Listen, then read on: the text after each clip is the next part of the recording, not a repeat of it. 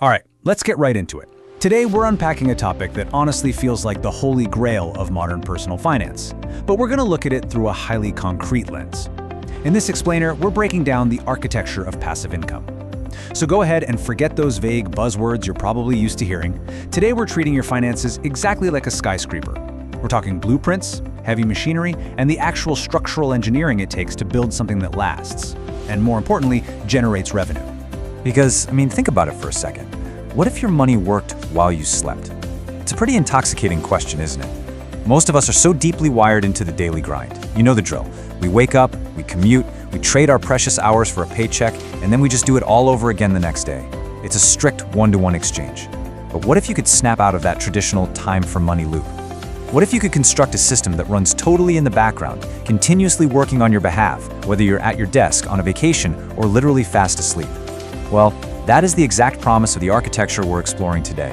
So, here is the literal blueprint for today's explainer. First, the blueprint. Second, laying the foundation. Third, constructing the framework. And finally, maintenance and yield. Let's get right to work. Phase 1, the blueprint, defining the structure. Okay, let's dive into this.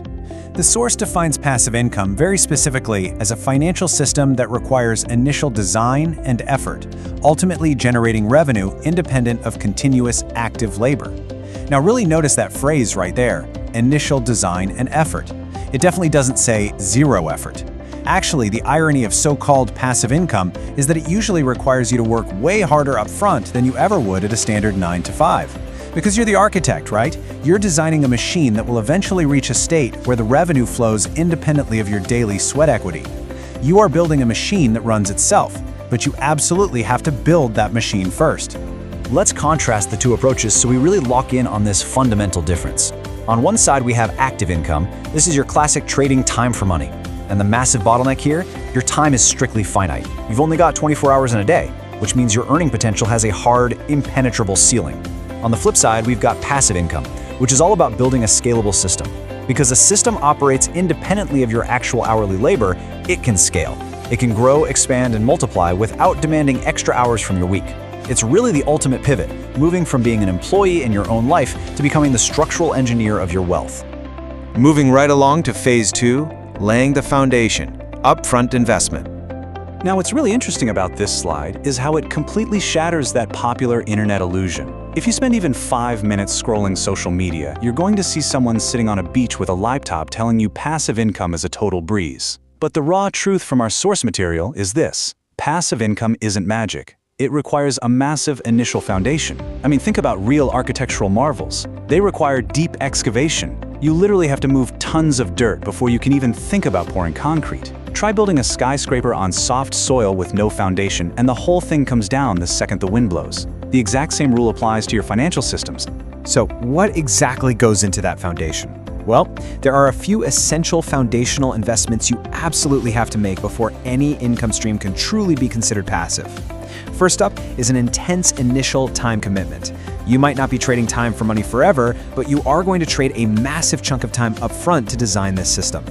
Second, upfront capital investment. Buildings need materials, right? And financial systems need seed money. Whether that's buying a piece of real estate, funding a business, or investing in software tools, capital is your concrete. And third, focused skill acquisition.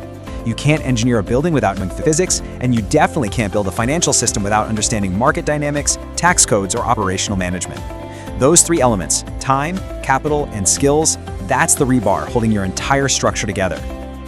All right, phase 3, constructing the framework, yield-bearing systems.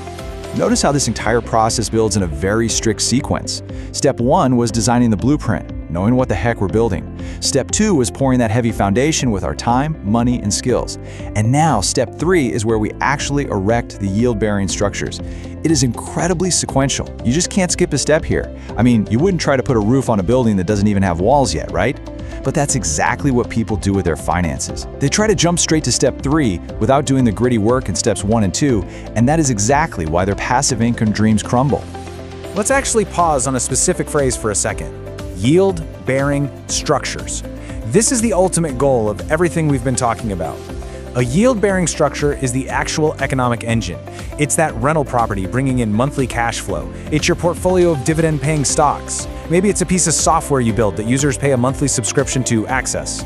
The structure itself is what holds the value and bears the yield. See, your job was to build it. The structure's job is to actually produce the revenue. It's a tangible, constructed asset doing the heavy lifting for you day in and day out. Which brings us to our final phase, Phase 4, maintenance and yield, the reality of upkeep.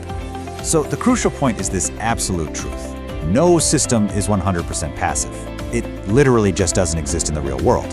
Entropy is a fundamental law of physics, and yeah, it completely applies to your finances too. Things naturally break down over time if you just leave them entirely alone. That whole set it and forget it fantasy? Yeah, it's just a fantasy. Even the absolute best, most brilliantly engineered passive income streams require a watchful eye to make sure they don't slowly degrade and fall apart on you. So what does this upkeep actually look like in practice? Basically, it comes down to 3 structural upkeep requirements. First, you have to monitor system performance. You're the building manager now. Are your assets actually generating the yield you expected? Are the costs quietly creeping up? Second, you have to perform necessary structural maintenance. If you own physical real estate, well, eventually that roof is going to need replacing. If you own digital assets, your software is going to need an update to keep running smoothly. And third, you have to adjust the framework for market changes. The economic weather changes constantly, guys. We've got inflation, shifting consumer trends, brand-new technologies emerging every day. A rigid building snaps in an earthquake, but a well-engineered one sways. You absolutely have to adapt your framework if you want to survive a changing economic climate. We've looked at the blueprints, we've dug the foundation, we've erected the yield-bearing structures, and we've talked about how to realistically maintain them against the elements. You now know the true architecture behind passive income. It takes intense effort, immense discipline, and continuous, albeit much lighter, management. But the ultimate reward? It's a system that scales totally beyond your own physical limitations. So, I'm going to leave you with this final thought. Take a hard look at how you're spending your time and your money right now, at this exact moment. What kind of financial foundation are you building today?